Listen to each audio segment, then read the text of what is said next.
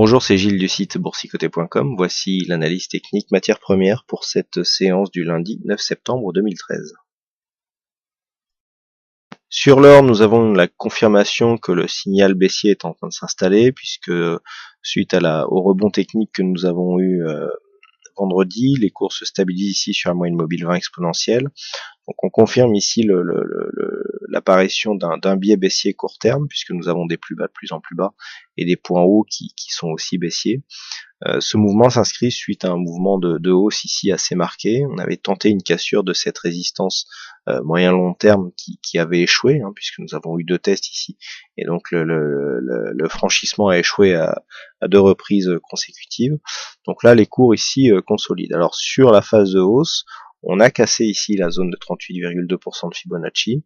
Les cours remontent, mais on sent bien que la dynamique est baissière et que l'on pourrait revenir ici sur la zone des 1345 $. Donc pour l'instant, c'est a priori ce qui sera en train de se passer. Du point de vue des indicateurs, on a plutôt une neutralisation de la dynamique, puisqu'on voit ici RSI stochastique, avec un stochastique qui croise sa ligne de signal donc dans sa zone neutre, le RSI qui est horizontal, et le MACD qui nous envoie un petit signal baissier. Donc là, on n'a pas grand-chose sur cette phase.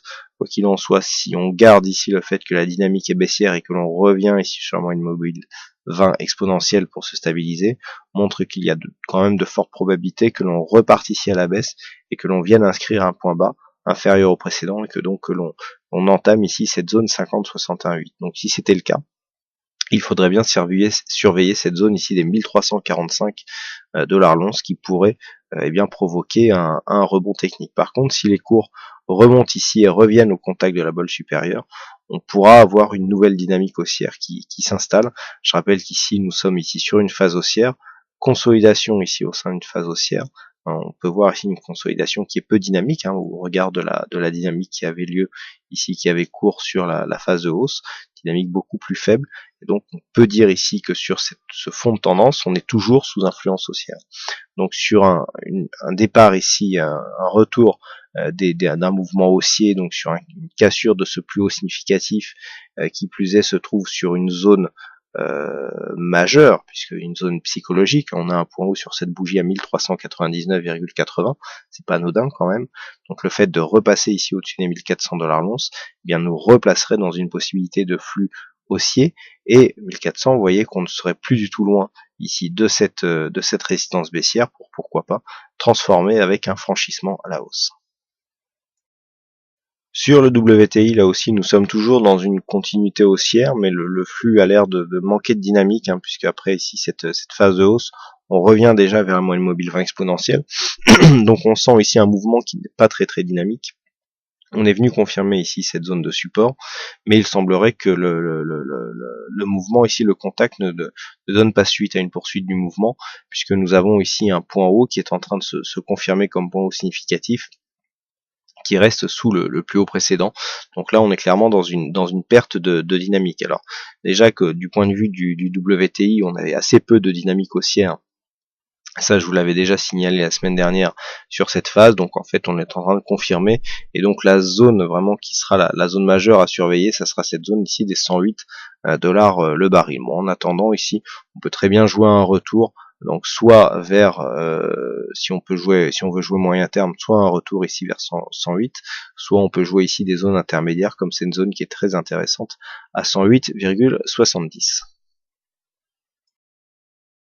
Et enfin, nous terminons avec le Brent. Donc le Brent qui est en train de casser ici son support haussier. Alors je vous rappelle la configuration, on a un mouvement de hausse qui se fait ici sur une dynamique donc qui est bien délimitée par le support haussier ici, support oblique en vert.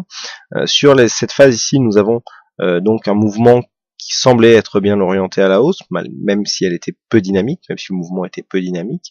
On a eu un contact ici avec la bolle supérieure, mais sur le retour sur la MM20, enfin sur la moyenne mobile 20 exponentielle, nous avons ici une cassure, et donc cassure de cette zone de support qui vient chercher une zone de point bas. Donc du point de vue de la phase de consolidation, on est toujours sous l'influence de cette dynamique directe, avec ici un retracement des 38,2 qui encore une fois a été attaqué. Je vous rappelle que sur la précédente phase, on était descendu sur le 61,8%. Donc attention à ne pas redescendre ici, puisque dans ce cas-là, on aurait des possibilités accrues de revenir ici sur 108 dollars 60. Mais pour l'instant, on a cassé des points bas, mais qui sont intermédiaires, donc on peut s'attendre à une poursuite du mouvement de consolidation, et nous avons donc des objectifs moyen terme si les 61,8 étaient cassés sur cette zone de point haut qui est significatif, qui se situe autour des 109 dollars l'once. Par contre, une reprise de la dynamique avec une cassure ici des 117,33 invaliderait totalement ce scénario. Voilà ce que nous pouvons dire sur l'analyse de ces principales matières premières. Il ne me reste plus qu'à vous souhaiter à toutes et à tous une bonne soirée, bonne chance dans le prochain trade. On se donne rendez-vous dès demain pour d'autres analyses techniques en vidéo. Bonsoir à tous.